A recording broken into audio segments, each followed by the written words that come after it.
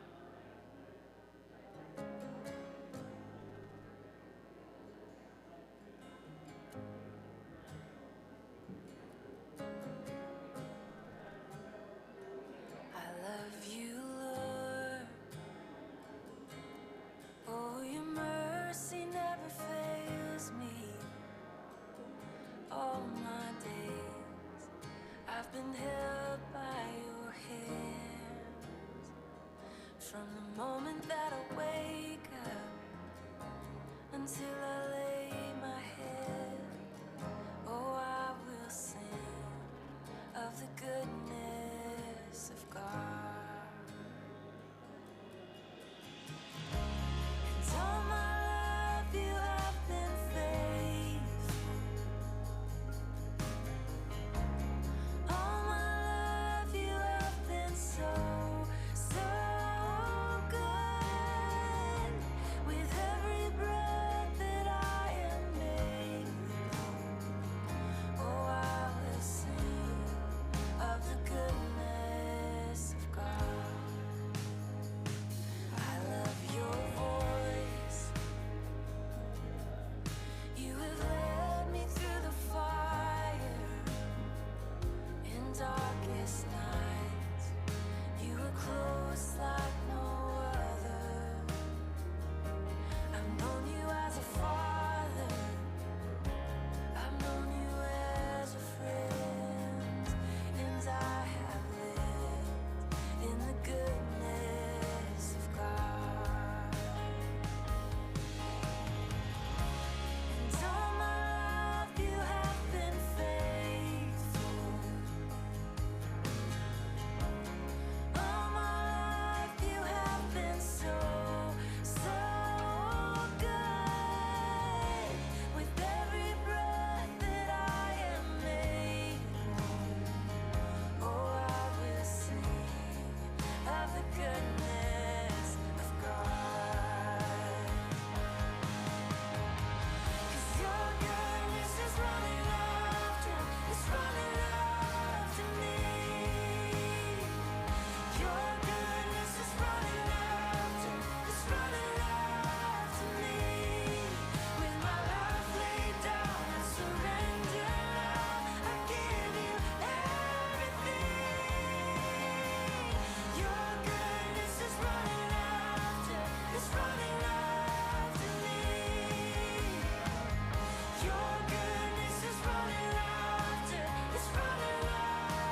me.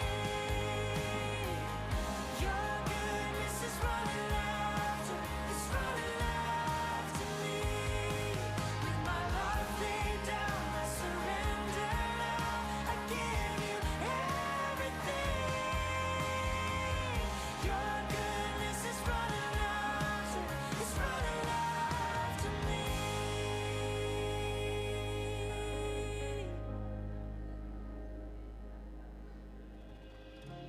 And all my life you have been faithful. All my life you have been so, so good.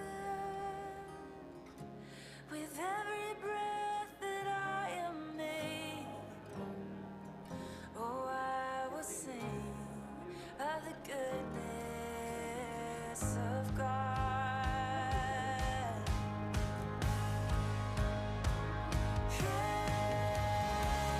All my life you have been faithful. All my life you have been so, so good.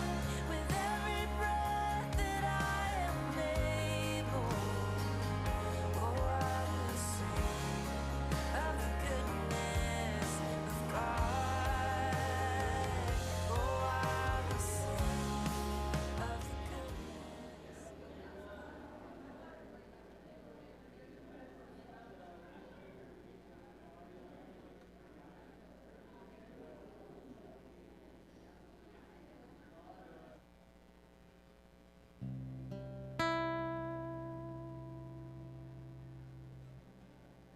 Well, good morning. Welcome to Bellevue Christian Church.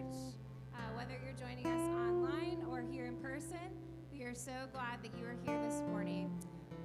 We are a church where ordinary people are learning to live everyday life like Jesus. And today is actually a very special Sunday. Those of you here in person may have noticed in the back something looks a little different. But both online viewers and those of you here today will have an opportunity to hear about a partner through World Vision, a way to partner with them. So you'll hear much more about that later in the service. But first, why don't you stand? Let me start by reminding us of a promise from Jesus in Matthew 11:28. Jesus says, "Come to me, all who are weary and burdened, and I will give you rest." So as we sing this morning, be refreshed in that promise, the promise of rest that comes through God's love. And so this first song speaks exactly of that. It's a little bit new, so feel free to join when you catch on.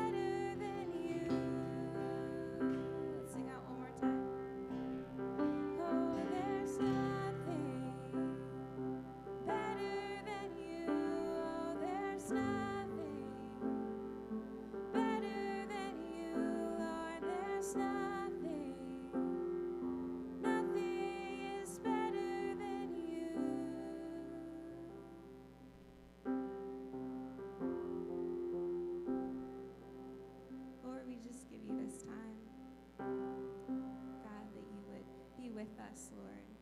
Maybe this good news is about there's nothing better than you. Maybe that's new for us, and maybe that's something we've never said before, God, but I pray that that would be what we believe as we walk out of the doors today, that there is nothing better than you, Lord, that there's nothing better than your goodness, than your grace, than your presence, Lord. So we invite you, Lord, into this next song, God, that you would move our hearts and shape us, Lord, as we sing.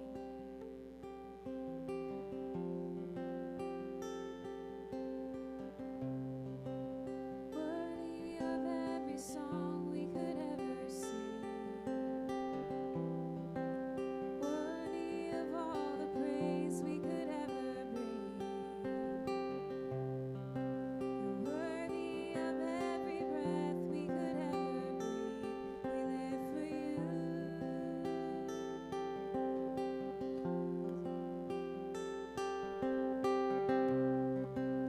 Jesus, the name above every other name. Jesus, the only one who could ever save. You're worthy of every breath we could ever breathe. We live for you. Oh, we live for you. Holy, there is no one like you. There is none beside you. Open up my eyes in wonder. Show me who you are and fill me with your heart and lead me in your love to those around me.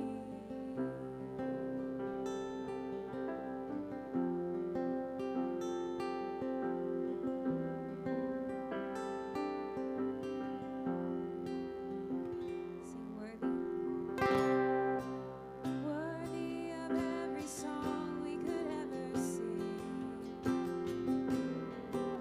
Worthy of all the praise we could ever bring. Worthy of every breath we could ever breathe. We live for you.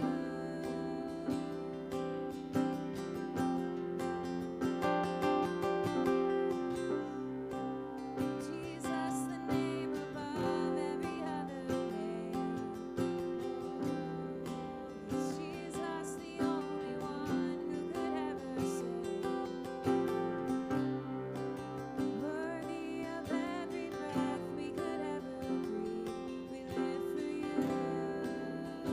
Oh, we live for you. Holy, there is no one like you. There is none beside you. Open up my eyes in wonder. Show me who you are and fill me with your heart and lead me in your love to those around me.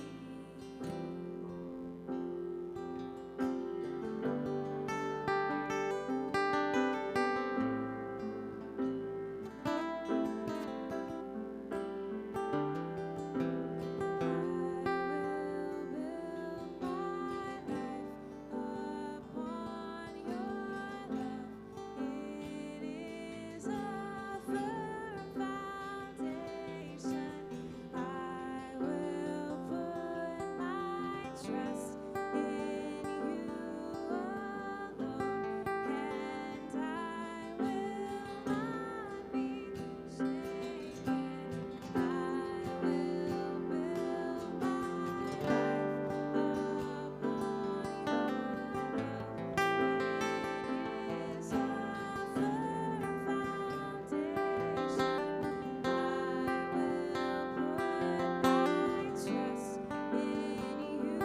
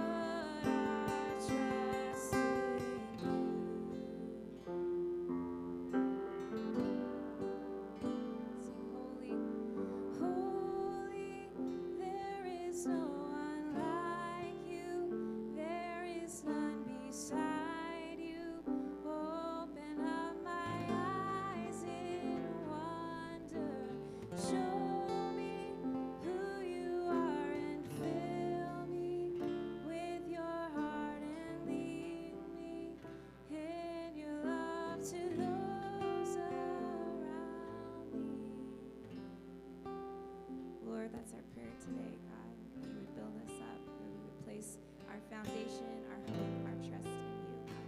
We pray that in Jesus' name. Hey, we want to dismiss the 4th and 6th graders to the back to meet their teachers this morning, and we're so glad that you guys could join us today. We are a church where ordinary people are learning to live everyday life like Jesus. Is what we're all about. I want to first of all remind you, just as a way to continue worship this morning, you guys can give to our church. Everything we do as a church, we do because of people like you who give and make it possible for us to be that church. A couple ways you can do that. You can give online. You can give by mail by sending it to the church. You can give in person. There's a black box over here and in the back and over here. And you can drop those off, take that little offering envelope and put it in there. Something else we want to remind you about, we said that this is our summer of missional presence, and we want to be present in our community. So we let you know about 10 different meetups that are going on over the course of the summer. And what they are is they're gathering around something other than the Bible. So small groups gather around the Bible. These are gathering around something that your friends are actually interested in. And so we want to make sure that we provide spaces for that to happen. And so we have 10 leaders who stepped up to do that. And a couple questions that I got this week that I want to answer for you. One is, if you sign up, does that mean I'm committing to showing up every time this happens? No, you're signing up to be informed. And so if you're like, something up there interests me or I want to find out more, go to our website, sign up, and then you'll be informed as events are coming up. So whether it's a basketball meetup or a Frisbee meetup or something else, you're going to be informed, and then it's up to you if you want to go. The other thing is that I heard, do I need to tell my friends to go to our church website and sign up for these? No, they can do that if they're like the kind of person who loves to sign up for stuff, but that's not a lot of my friends. And so all you have to do is you sign up so you're informed, and then you can tell your friends when something's happening, like, hey, we're going on a hike this Saturday, or we're going to play Frisbee this Tuesday. Do you want to join? And so you just let them know when it's happening. So you're signing up to stay informed, and then your friends, they don't really need to sign up unless they're the kind of person who loves signing up. We can make a meetup all about signing up if that's their thing. A couple of meetups I want to let you guys know about. We're having one this Tuesday. I invited a couple of people that I've met through my son's Little League, or T-ball. I don't know if it's Little League at this point. I invited some people, not the T-ball kids. I invited their parents to come play Frisbee with us. We have a basketball meetup happening on Monday. We have a house project meeting up on Wednesday. We got a DIY meetup on Saturday. And so if you want to find out about those, sign up. Again, I know we're like sign up avoidant, but sign up and then you'll be informed. And then you can tell your friends to come join you as well. We also, Everyday Women, our women's ministry here, has an event coming up. They actually have a couple of different events coming up this summer. We're going to have some Everyday Men events, but women tend to be more on top of things than men, so they've already got some of those gatherings ready to roll. And so they got one coming up this Friday, June 17th at 5 p.m. They're just having a picnic in the park. It's bring your own stuff. So if you come with an appetite and nothing to actually eat, there's not going to be anything there for you. You're going to be sharing with everybody else. So bring your own stuff, bring a chair, and just come hang out and be there. Husbands, dads, watch the kids if you need to so that your wives can get out for a little bit on Friday night. So bring a blanket, bring a chair. It's going to be a lot of fun. Finally, you might be wondering if we've rebranded to orange as our new color. You've probably seen this around. You maybe saw the photo booth in the back. You got handed something on your way, and you might have some questions about what we're doing today. Well, my friend Josh Pay from World Vision is going to come tell us a little bit about what we're doing today. Me and Josh have known each other for a few years, ever since he moved to Pittsburgh, where some of his family lives, and he's been spending some time here over the past few years. He works for World Vision, one of the most incredible organizations in the world. I don't just say that just to flatter World Vision, but just because I've believed in it for a long time, as you'll hear later. But he's going to come up, and he's actually going to continue our series, This is Jesus, and tell you all about what we're doing today. Yours, yeah. My heart is yours forever. All of my plans are yours. My heart is yours forever.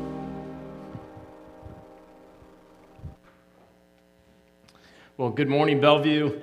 It is great to be here this morning. I've enjoyed the opportunity, the invitation from Austin and self out. There we go. I've enjoyed the invitation to come and join you in the past. It was probably about a year or so ago in the summer, 2 years ago. Has it been that long already? 2 years ago that I had the joy of being with you to teach and sharing the life of this church. I think it was sort of in the height of the pandemic, and so many of you maybe were even joining when we were together then online. And those of you who are joining online right now, it's so great to join you in your living room as well. And just to bring you greetings from all of my colleagues who are serving in more than 100 different countries where World Vision does its work. And some of you may be very familiar with World Vision. Others of you, though, may be hearing about it for the very first time. And you may be interested to know that we have been working for over 70 years to address some of the root causes of poverty in communities where people are living on less than $1.90 a day. And doing that work has given us an opportunity to become one of the largest non-governmental providers of clean water in the world and the largest provider of food aid. And one of the things that I love about World Vision is while we work in 100 different countries, our international distribution center is right up the road in Swickley, which I just love that, to think that all of the resources that are going across the globe are coming from hardworking, roll up your sleeves, get it done kind of people right here in Pittsburgh. But mostly, we're inspired by you. We're inspired by this remarkable community that is loving your neighbors and your friends right here in Bellevue, that's learning every day what it looks like just to be an ordinary person, living an everyday kind of life, and choosing to follow Jesus in the midst of that. And you're meeting your friends and inviting them to meetups like was just described, and you're being generous with your resources to help those who are hurting. In fact, I also want to say thank you, because through the pandemic, you were all collecting resources to be able to support COVID initiatives all around the United States, and you gave $5,230 to the work that World Vision is doing in COVID response. And so I'm just so grateful for your generosity in that way. And as Austin described, I'm just really grateful to enjoy his friendship, he and Julie, and to cheer on what the Lord is doing through your work right here in Pittsburgh. But I want you to meet my family. My daughter, Abigail, joined me this morning, but this is my crew. This is my wife, Pilar, and my daughter, Abigail, my son, Andrew. But every time I show this picture, I have to pause and say, we really got to have some new family photos, because these are not the humans living in my home anymore. My daughter is now 16 years old. My son, Andrew, is 14 years old. And we decided to relocate from Rockford, Illinois, just west of Chicago, 3 years ago, right as the pandemic was setting in, here to Pittsburgh to be with my mother and father-in-law. My wife grew up in sort of the NA area in Wexford, Pennsylvania here. And so we've really loved this season, the last 3 years of being closer to family and investing in what God is doing, not just around the world, but right here in Pittsburgh.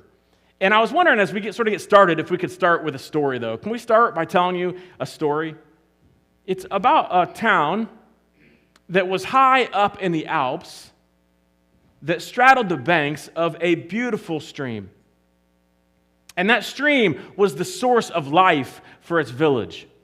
And it was fed by springs that were as old as the earth and as deep as the sea. And the water was clear like crystal. And high up in the hills, far beyond anyone's sight, lived an old man who served that village as keeper of the springs.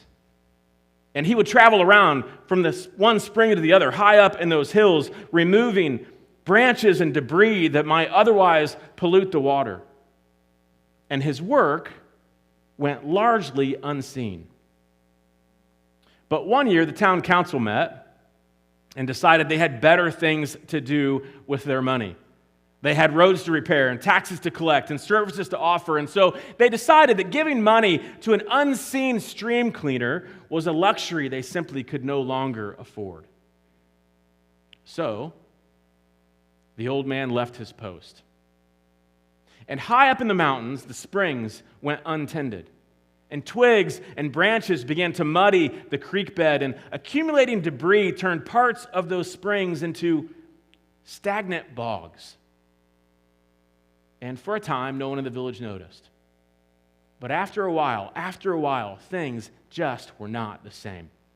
The water began to look brackish, and some people in the village began to grow ill. And now everyone recognized the loss of sparkling beauty that used to flow between the banks of the streams that fed the town. See, the life of the village depended on the health of the stream. And the health of the stream depended on its keeper. So the city council reconvened, changed their minds. Ever known city councils to do that? And money was found. And the old man was rehired. And after yet another time, the springs were clean again, and the stream was pure again, and children played again on its banks, and illness was replaced by health. And in the village, there was fullness of life. Because, of course, the life of the village depends on the health of the stream. And friends, can I just suggest this morning that the stream is our world, and you are its keeper. You know, we are living in a beautiful, fascinating, amazing world. A world that is filled with the aroma of coffee houses and the laughter of good friends and the cuisine of a favorite restaurant. I mean, take, for example, the sweet aroma of the Lincoln Bakery. Ever been to the Lincoln Bakery before? I am told that these are the best donuts in Bellevue, that this is like a hidden treasure in Pittsburgh. I mean, is there anything better than a warm donut fresh out of the oven from the Lincoln Bakery? No better proof to the existence of God. Truly, this is an amazing world that we are living in. And we are its keeper. But there is currently a world in our midst that often goes unnoticed. And it is a world that in large part has been left without a keeper. Now, to find this world, we have only to scroll through the headlines that fill our feeds one day the next. For example, for the first headline, you'll need to travel nearly 3,000 miles across the Atlantic to the war-torn Middle East, where you'll meet their former doctors and lawyers and nurses and school teachers and grocery clerks who now live as refugees along the Syrian border.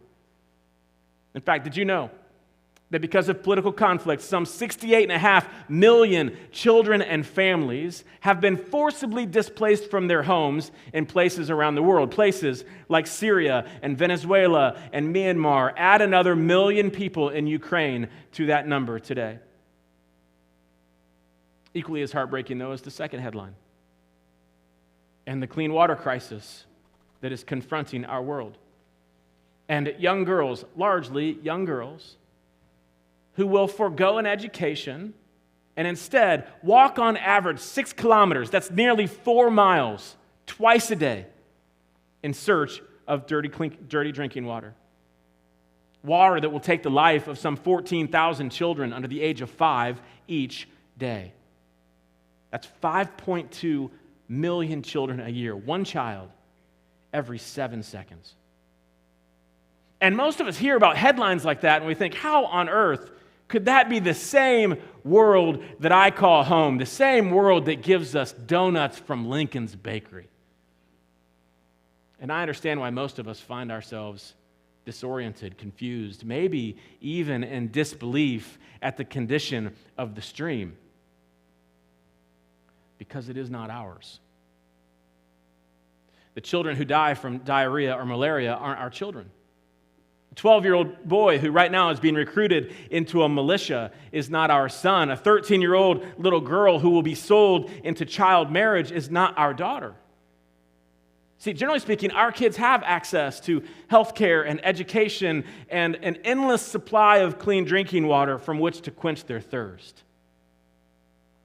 Simply put, our stream has not yet been muddied by the accumulating debris far up in the hills.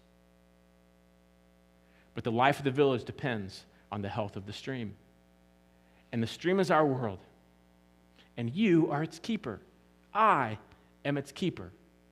So, what is required of us to be a keeper of the stream? Can we wrestle with that question this morning together just a bit? Like, as keeper of the stream, what's required of me? What's required of you? See, this is a question that was hanging heavy in the air the day that a young lawyer approached Jesus. In Luke chapter 10, I love it that you've been listening to the story that Jesus shared in the Gospel of Luke all throughout this summer and even the past few months through the spring.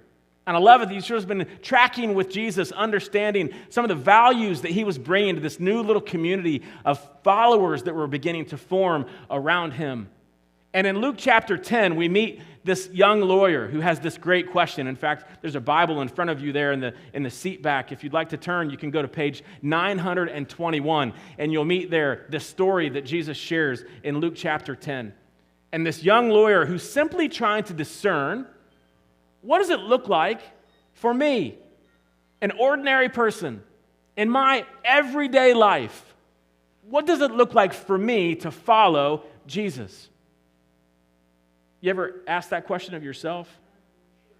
Like, what must I do? Who must I be? What must I value if I'm going to be a part of this new little community that's following Jesus too? How do I respond in the everyday coming and going of my life? And so, in his discernment, this young lawyer asked Jesus a question. He says to Jesus, "Teacher, what do I have to do to inherit eternal life?" In other words, like, what's going to be on the entrance exam to heaven? Like, how do I have to live right here, right now, as such to ensure that in the end, I'm going to get a passing grade?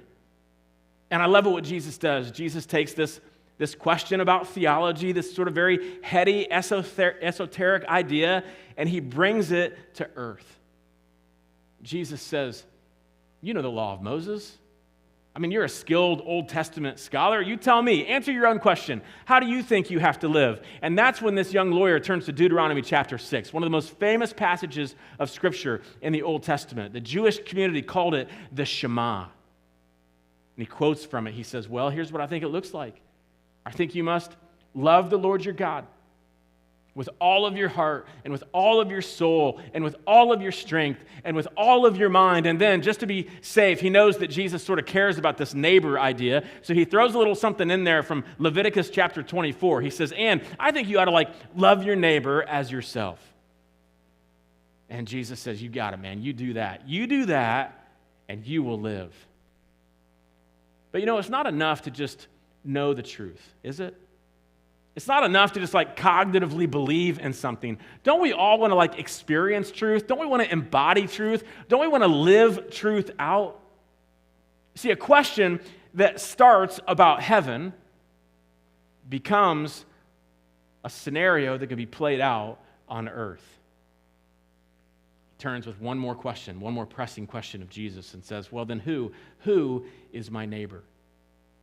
And you may remember that Jesus prayed, "Your kingdom come, your will be done on earth as it is in heaven." And I think Jesus is bringing a little bit of heaven down to earth when he now tells this very famous story, very familiar story to this young lawyer that day. Jesus says to him, "Let me tell you a story about a Jewish guy who was traveling from Jerusalem down to Jericho. About a 16-mile journey, real rough patch of road. And as he was traveling down, he was attacked by bandits and stripped of his clothes and beat up and left half dead beside the road. And in Jesus' story, he says, but by chance, there is a priest who comes along." This is good news, right? A religious guy comes along. Certainly, he will stop and help this man in his distress. But Jesus, in his story, says when he saw the man, he dropped his eyes, and he looked away, and he passed by on the other side. But that's okay. Another religious guy comes down the road right behind him, a Levite. Think of him as a worship leader. This was a temple assistant in Jerusalem. And he too sees this man in his distress. Certainly, he will stop, but he too drops his eyes and looks away and passes by on the other side. And then in Jesus' story, one of the most remarkable things happened. Then Jesus says, a despised Samaritan came along. Don't let that be lost on you, that description of this man. A despised Samaritan comes along. And when he sees the man, what does he do? He sees him, and he has compassion for him. And going over to him, he soothes his wounds with olive oil and wine, and he bandages him up, and he puts the man on his own donkey, and he takes him all the way to the inn. And he gives an innkeeper 2 silver coins, and he says, listen, take care of this man, and if the bill runs higher than this, I'll pay you the next time that I'm here. And now with this very simple, very famous story that we've come to call the story of the Good Samaritan, I think Jesus begins to illustrate what it's going to look like to become a part of this little community of followers who truly wants to live life with him, what it's going to look like to become a keeper of the stream. And here's what I think it means. I think it means that as followers of Jesus, we begin to cultivate this ability, cultivate this desire inside of ourselves to affirm the inherent dignity of every person, and then to spend our lives restoring broken circumstances in this world. That is what I think it looks like to become a keeper of the stream, to bring heaven to earth through our lives. That we begin to cultivate a life that affirms the inherent dignity in every person and restores the broken circumstances in our world. See, this is who we are. This is what we do. A couple observations about this story. First, something to know about the world that Jesus lived in is that there were all sorts of socioeconomic and racial and gender discriminations that were alive and not so well. Children were devalued and sold into slavery. Women had no rights and were seen as less than. Economic inequalities advanced the rich and diminished the poor. Political divisions caused people to demonize each other. Ethnic divisions existed all over the place, and the greatest of these ethnic divisions existed between the Jews and the Samaritans. And it just amazes me that for all of the cultural differences that existed in that day, that is the context into which Jesus spoke these words. That two men so unlike each other that a Samaritan would actually take the time to stop and to see a man. Jesus draws this to the surface when answering this question. The man did not see a distant problem or a statistic or a headline like I shared a few moments ago. Instead, he made a conscious decision to see a real person with a family and with hopes and dreams and gifts and abilities and a heartbeat and a name. Right there in Luke chapter 10, it says that when he saw him, he was moved to compassion. Eugene Cho is the executive director of Bread for the World, another great humanitarian organization. And he recently said that we live in a culture of broad brushstrokes. But he also said this: we cannot be lazy and we cannot make assumptions of people. Instead, we must take the time to listen to their story, ask about their story, to truly listen, to be humble, to be teachable, to be human. And I just wonder for a moment, those of you in this room, those of you watching online, I wonder if you would just put yourselves into this story and bend down and see the Samaritan, lock eyes with him, a man in distress, raise your head to this Jewish victim and all that he may have done, and feel his burden lift and his hope, and feel hope begin to descend. I mean, in that moment, can you feel the dignity that is present? See, a radical shift is underway. Poverty no longer is an impersonal statistic or a distant problem or a cultural stereotype. Instead, poverty has a name, and it has a face, and it has an address. And when those things begin to shift inside of our hearts as followers of Jesus, when poverty begins to have a face and a name and an address, when we have the courage to see, we will gain the will to respond. The second observation is that he makes it personal. His response is very practical, deeply personal. I mean, he puts the man on his own donkey, walks beside him all the way to the inn, prepays his room, says to the innkeeper, listen, if he breaks into that mini fridge that's in every hotel room and opens up that $12 bottle of water, I'll even cover that too. And my favorite part of the story, he says, I'll be back. And in relationship, we will get this figured out together. This is what Dr. Martin Luther King called a dangerous unselfishness. See, when teaching this very same text, Dr. King said that each of the travelers saw a similar scene, but each of the travelers asked a very different question. The priest and the Levite saw the man in his distress, and they asked, if I cross the road, what will happen to me? And yet it was the Samaritan who saw the man in his distress and asked, if I don't cross the road, what will happen to him?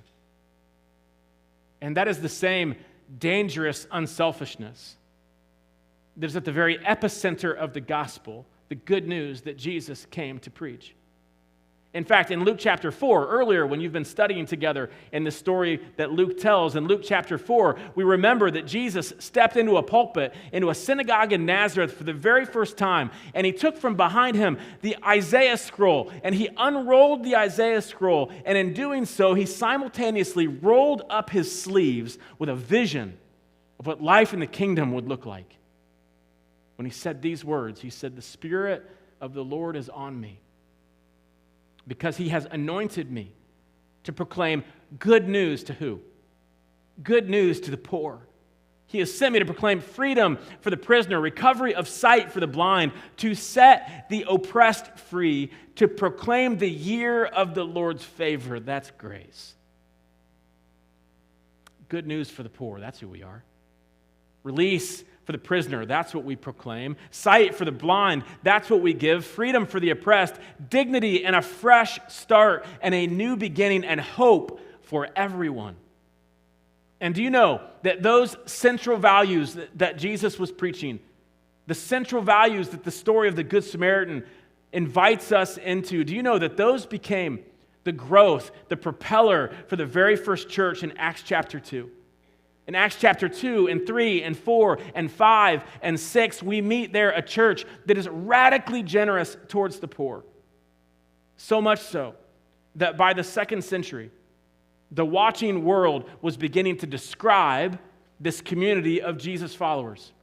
And there was a North African theologian, his name was Tertullian, and he captured in his writings what people were beginning to say about that community of Jesus followers. And do you know what they said? Do you know how they described them? They said this: those people love everybody. They love everybody. They choose everybody. You know, throughout the pandemic, we were living here in Pittsburgh. We had just moved, and my son was attending school virtually from home. And as a result, during that season, we sort of shared a little workspace down in our basement, months spent across from each other. He typing away at his computer, me typing away at mine. And one day, he sort of popped up from his desk, and he made his way over to me, and he said, Dad, I need to write a tribute paper for my English class, and I just wondered if I could write my tribute paper about you. Well, naturally, I about fell out of my chair. I said, listen, buddy, that would be amazing. He said, or should I write it about Mom? Now, my wife and I have been happily married for 18 years. I am smart enough to know not to touch that question. So I said, listen, buddy, you write that tribute paper about whoever you want to write about it. Either of us would be honored to be chosen. And so about a week or so went by. And Andrew sort of walked back over to my desk and he said, well, Dad, today's the day. Dad, today's the day I get to present my tribute paper, Dad. And I just wanted you to know, I chose you. I chose you. And those words melted me. They crushed his mom, of course. She was a mess, but they melted me. Do you know what it feels like to be chosen? Put yourself in the situation, in the story that Jesus tells again. Do you know what it is to be seen? to be valued, to be loved. Everybody wants to be chosen. I want to be chosen. You want to be chosen. Michelle in Bartabo, Kenya, she wanted to be chosen. In 2018, I began to experience this firsthand. It was in that season that our family began to embrace and cultivate this desire to affirm the inherent dignity of every person and to spend our lives redeeming broken circumstances. And that is when Michelle, this little girl, came jumping rope into our family. She lives in Bartabo, Kenya. And until just a few years ago, Bartabo had no source of clean drinking water. Instead, Michelle and young girls just like her had to walk roughly a mile, a couple of times a day, to a small pond where she would fill a 5-gallon jerry can with water for her family. And it was that same small pond where Michelle's family washed what little clothes they had. It's where they bathed. It's where livestock would gather around the perimeter of that pond to relieve themselves. And for years, that pond was the leading cause of death for Michelle's village. And when I first learned about the challenges facing Bartabo, I got to tell you, it wrecked me. But you know what wrecked me even more so? It wasn't in the headline or the statistic. It was in knowing her. In knowing Michelle, a 14-year-old little girl with just as much inherent dignity as my son or my daughter. And so in that season, our family decided that we would partner with Michelle and her community by becoming Michelle's sponsor. And it costs our family $39 a month. And I'll just tell you, it's the best $39 that we spend all month long. About a quarter of a tank of gas these days, right? Man, that's a bummer. But we pool it together with the $39 of other children also being sponsored by other families. And you know, the impact is far greater and far more long-lasting than anything we could ever ask or imagine. See, this is the result of sponsorship. These are the women, this picture coming up here, are the women at a water kiosk that now exists in the center of Michelle's community. These are the women who are raising strong and healthy children. These are the champions of young girls who now excel in school. These are the grateful mothers whose courage and testimony is transforming far more than just their own families. It's transforming ours. The life of the village depends on the health of the stream. And the stream is our world.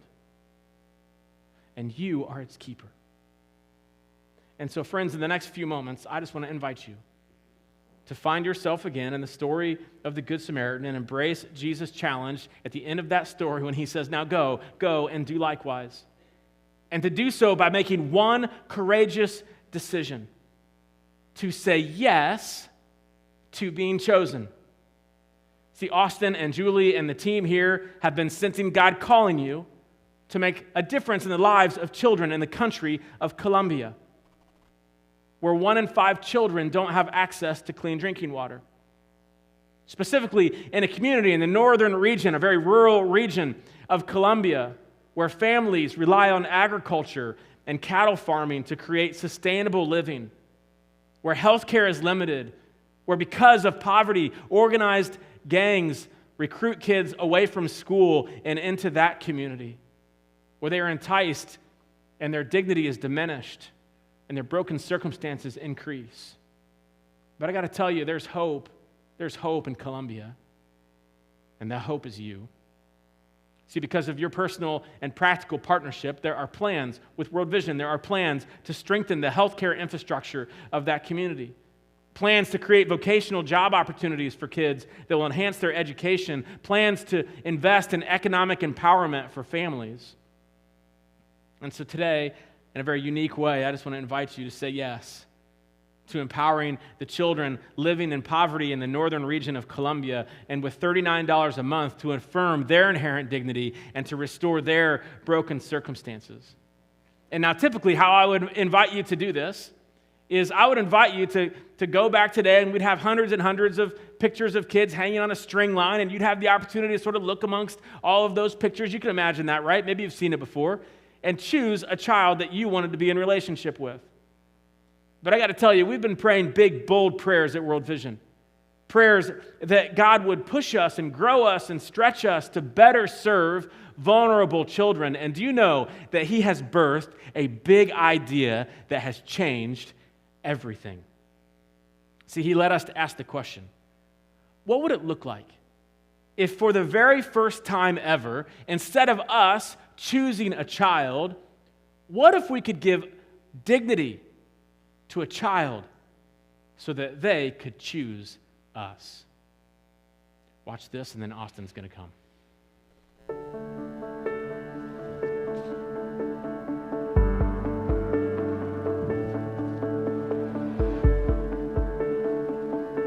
Let me be filled with kindness and compassion for the one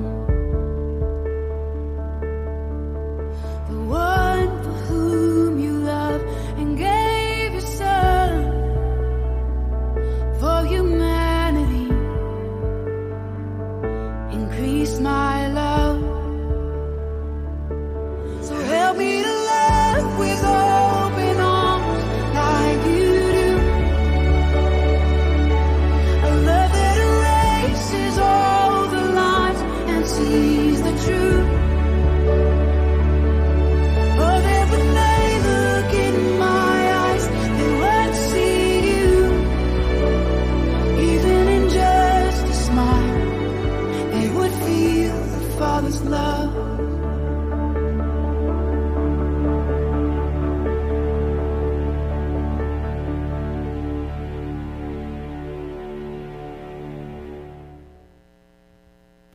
Sorry I didn't put tissues out. Trying to keep it together. I've watched that video like 3 times or some version of it, and it gets me every time. At the end of service, we're gonna tell you how we're gonna do this, and we're gonna give you some instructions on what this looks like and how it works. But first, I wanted to share my heart with you just a little bit. As Isaac mentioned last week, we've been praying a lot about what does God want to stir up in our hearts this summer as a team, and we've been thinking a lot about that. And what kept coming back to us is the phrase missional presence. And that maybe is like there's a couple weird words in there. You're like, what does that mean? What does that look like? And really all it means is we want to join in what God is doing in the world. We want to say, where are you at work in our community and around the world, and how can we join with you in that? Rather than just standing back. We know that as a church where ordinary people are learning to live everyday life like Jesus, one of the things that looks like is joining in what God is doing in the world. Not saying on the sidelines, say, God, you're doing a great job at your mission in the world. We're going to cheer you on, God, but actually joining into what He's doing. And so last week we introduced that. This is a summer of missional presence locally and globally. Isaac talked last week about what that looks like locally with our local neighbors, our unbelieving friends and neighbors and coworkers. But today we're talking about what does it look like with our global neighbors in places like Colombia. I don't know how, maybe I pulled some strings to get Colombia. You guys know I love Encanto, which takes place in Colombia. I don't know how, maybe they looked at some sermons ahead of time and did that just for our church, as we talked about a couple weeks ago in our Family Patterns series. But meetups are where we're going to be locally present in our community this summer. But Chosen is how we're going to move toward being globally present as well. And World Vision is going to help facilitate that. Rather than us saying, here's what, we're going to pick our own project, we're going to do our own thing, let's go to somebody who's trusted, who's been doing this for a long time, who's a Christian organization that's been doing long-term development work, not just quick fixes, not Band-Aids, but long-term development work, and they provide ordinary ways for people like us to get involved. Even when I was a teenager. Actually, the first time I ever heard about World Vision, I was 15 or 16 years old. It was the summer of 2005 or 6, and I was on a mission trip in Ensenada, Mexico, I think Ensenada, with this church and with our youth group. And so I'm 15 and I'm 16 years old, and here's the thing. I didn't have any more construction skills than I have now. I had no business being in Mexico building a house. But there I was with a bunch of kids from our youth group, and some of you guys were there as well as I look out. And I can't remember for certain. It might have been the morning after I had a push-up competition with Pat Robertson, Cindy Robertson's husband. And so I'm feeling pretty sore. And I remember walking into breakfast that morning. And as I'm walking into breakfast, I see this table, just kind of like Josh described on how World Vision used to do it. I see this table of all these photos of kids from around the world. Some of them are close to my age. Some of them are a little bit younger than me. And I try to move past it, as I do. I'm like, look, everybody's always asking me for stuff. I try to move past it. And something grabs my heart, and I'm going to go peruse. And so I look around, and what happens is I'm looking around, and I see somebody with my birthday. And so I kind of zoom in a little bit, and I stay there. And he's from he's from Cambodia, and his name's Veth. And he has the same birthday as me. He's a couple years younger. And I pick up this card, and everything in me wants to say, I can't do this right now.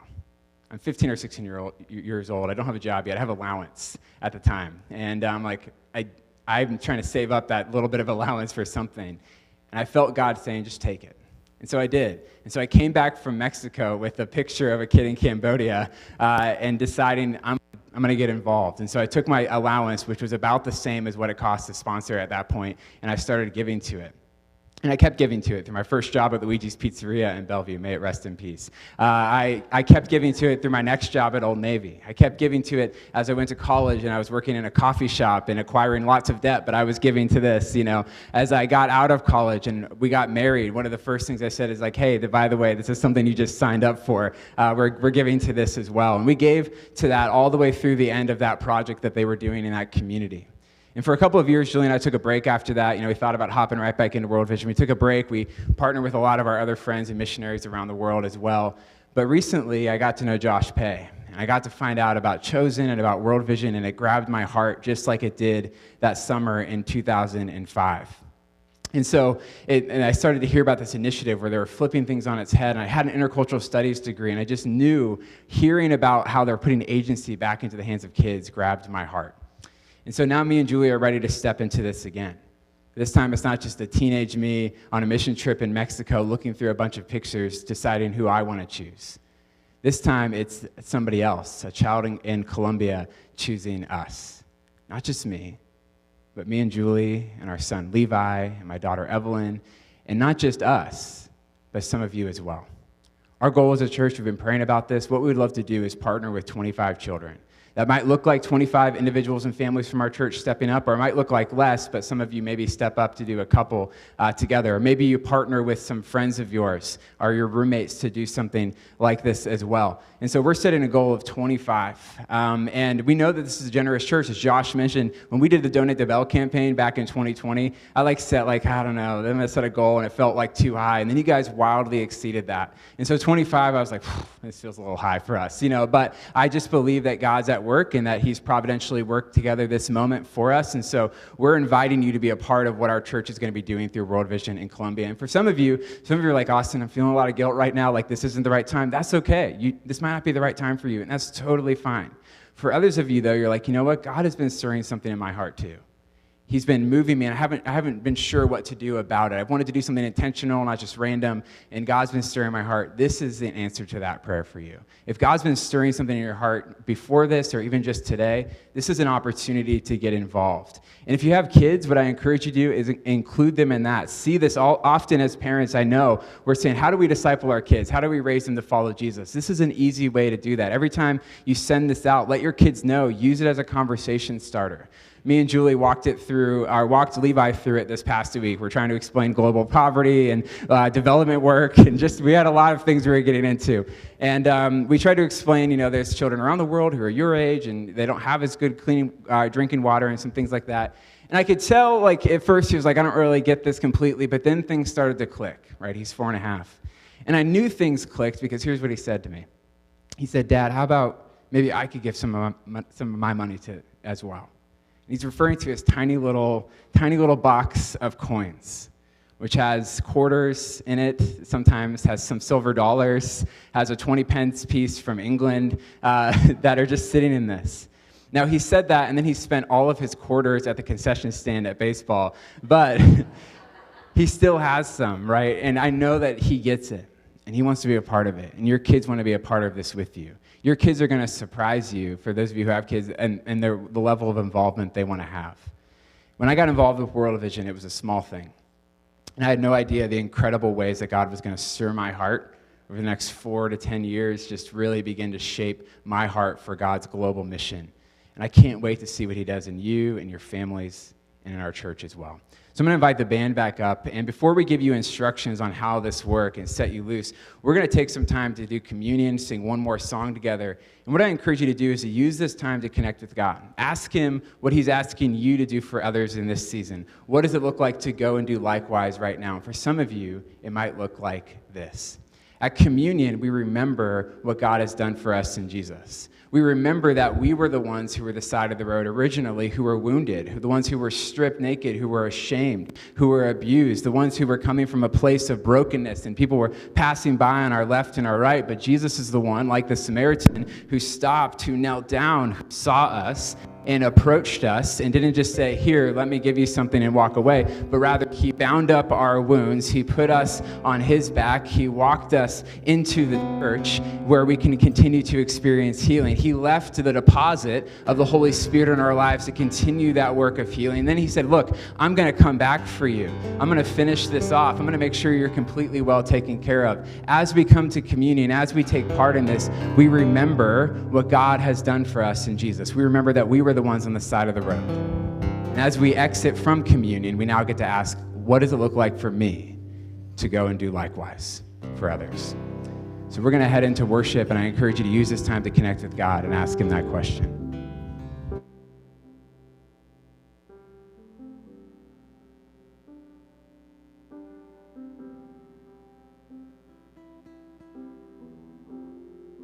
As you finish communion, why don't you go ahead and stand and join us in worship.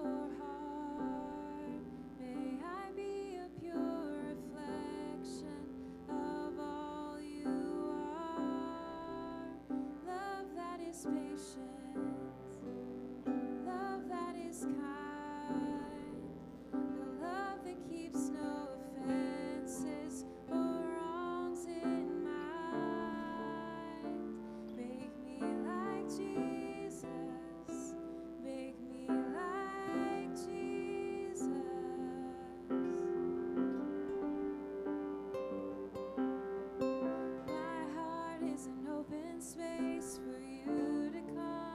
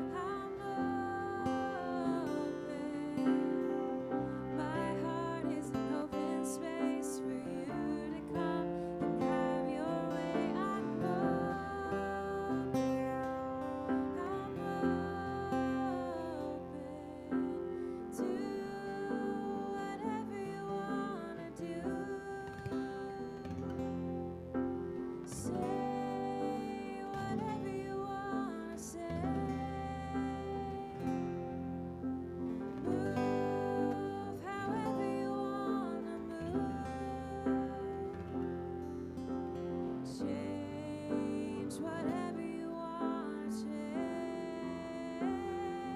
and do whatever you want to do.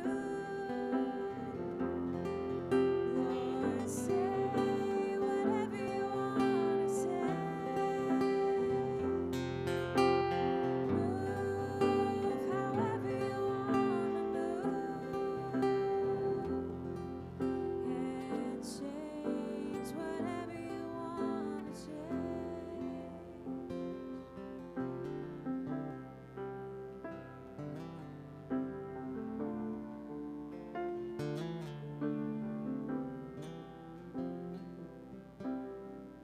Asking the Spirit this morning. What are you saying? Where are you going? My heart is open wide. My eyes are open wide. What are you saying? Where are you going? My heart is open wide. My eyes are open wide. My heart is an open space for you to come and have your way. I'm open. I'm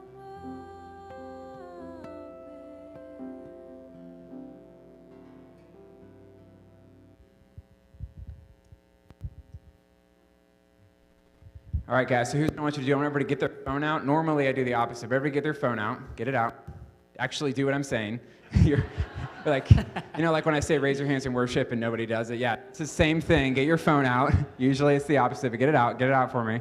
Find it, track it down. Heard a couple phones during the service, so and then Josh, tell us what we got to do. Yeah, for sure. And you can stay standing because this is the quick part, but this is also the fun part, okay? So this is an opportunity for you to say yes to being chosen. And the way that you're going to do that is pretty simple and fun and interactive together. So you received a card probably when you came in. You don't have to have it because it's on the screen here as well. But there's a number on there. So what you're going to do is not just get your phones out. You're just going to text the number 56170. Just go ahead and type that in to the little text box there. And then you're going to text the word Bellevue. You know how to spell it. This is your home, right? Text the word Bellevue to 56170. And then you can go ahead and hit send on that. And what's going to happen is you're going to get a bounce back message to your text message. And it's going to be a link that you click on. And you're going to have the opportunity then to click on that link and enter a little information about yourself, decide how many children you want to choose you. And then at a certain point in the process, it's going to invite you to upload a photo, okay? First thing, it's going to talk about a QR code. Don't worry about that. Just click on the link that says upload photo, and then this is the fun part. You're going to go to the back of the room, and we have a photo booth set up where we're going to assist you in taking your photo of you as an individual or you with your family. If you want to go get your kids and bring them back up, you can go ahead and do that. We're going to hang around for quite a while in here, so no rush on this. And then you and your family can take that photo together. And then here's the cool part. Just as you saw in that video, this Wednesday in Montera, Colombia, there's going to be a choosing party. Kids are going to walk into a classroom one at a time, and they're going to have the joy and the dignity of choosing you. And then they're going to write a letter to you. And the first thing they're going to write at the top of that letter is, I chose you because. And then in 2 weeks is going to be Reveal Sunday, where you're going to have an envelope with your name on it, and you're going to get to meet the child, a picture of them holding your photo just like you saw, and you'll be able to celebrate the child with the child who chose you. Now, here's the last little piece on this. And those of you watching at home, this is your experience too. Whether you're here in the room or you're at home, you can text that word Bellevue to 56170, follow all those prompts, upload your photo. We just got to get it done by 9 p.m. tonight, okay? That's our goal, by 9 p.m. tonight, so that our field team in Columbia can be ready for that choosing party on Wednesday. This is going to be a really exciting thing to see what happens in that community. And so for people online, can they do it from home? They don't have to use our fancy booth? They do not have to use our fancy booth, which is a blank wall back here in the back. So you've got an even fancier booth at home. So just fire that up from home, take a photo from your living room, and send that in, and you'll be included by 9 p.m. tonight at bringing hope to these kids. That's great. So again, what you want to do is, like for example, me and Julie, one of us is going to go get the kids, the other one of us is going to follow the prompts here, and then they're not even going to know what's going on. Just like smile for this picture, just like kids normally are, and we'll explain it more to them later. So I'm going to end with the Great Commission, and then we're going to put it right into practice. Jesus says, "All authority in heaven and on earth has been given to me. Therefore, go and make disciples of all nations, baptizing them in the name of the Father and the Son and the Holy Spirit, teaching them to obey everything I've commanded you, and I'll be with you always to the very end of the age." And you can do that right now. All right, we're done. Go in peace.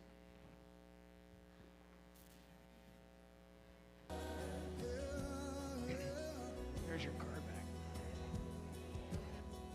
If you want my heart, you got it. You got it. You got it. If you want my heart, you got it. You got it. Yeah, you got it. If you want my heart, you got it. You got it. You got it. If you want my heart, you got it. You got it. You got it. If you want my heart, you got it. You got it. Hey, you got it. If you want my heart, you got it. You got it. You got it. If you want my yes, you got it. You got it. You got it. If you want my oh, you got it. You got it.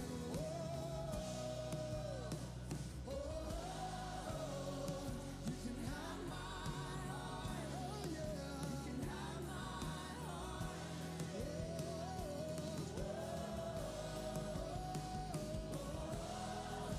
You can, yeah. You can. Hey. Have my heart. Say,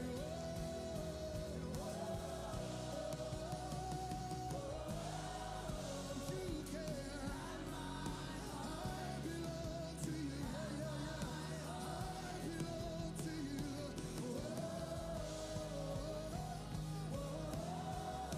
You can.